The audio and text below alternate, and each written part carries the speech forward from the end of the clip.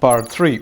How to compete with the big guys in Google search results. Whatever industry you're in, the best search queries are most likely taken by someone already.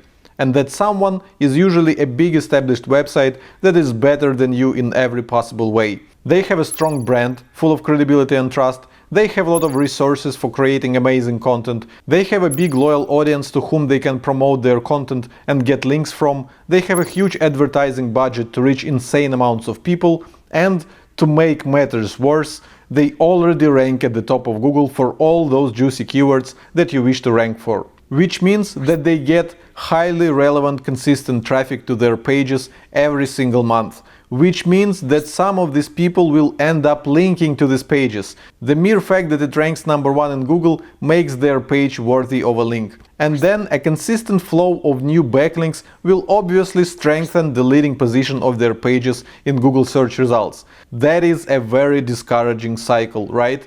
I call it the vicious cycle of SEO. Take any page that ranks in Google Top 3 for a popular keyword and put it into a Ahrefs Site Explorer tool, like this guide to keyword research from Moz. Does it get a bunch of new backlinks every week because they actively promote it? Of course not. It gets all these new links on complete autopilot. It ranks high in Google and therefore has a consistent flow of targeted visitors, many of whom will link to it afterwards. As you can see from the graph in Ahrefs, the pace at which this article acquires new backlinks is quite high. It would be almost impossible to keep up with them if you were building all your backlinks manually. So how do you break into this vicious cycle of SEO and outrank these big guys? Well, I'm afraid there's no way to do that. Unless, of course, you're able to create a vastly better piece of content and you have enough resources to reach a comparable amount of people with it. This is the only way you stand a chance at building a comparable amount of backlinks in a relatively short time frame. So the only advice I have for you is this: don't go after big keywords until you grow a big enough audience and accumulate enough resources to effectively wrestle with whoever currently ranks at the top. And besides, there's absolutely no reason to target highly competitive search terms while there are tons of untapped opportunities to easily grow your search traffic.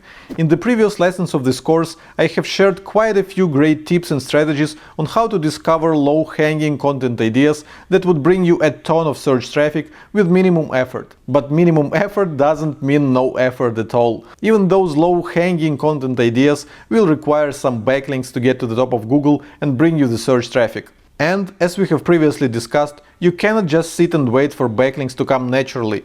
You need to build them manually. And that is exactly what we're going to cover in the very next lesson of this course. Sounds good? Then I'll see you in lesson number 9.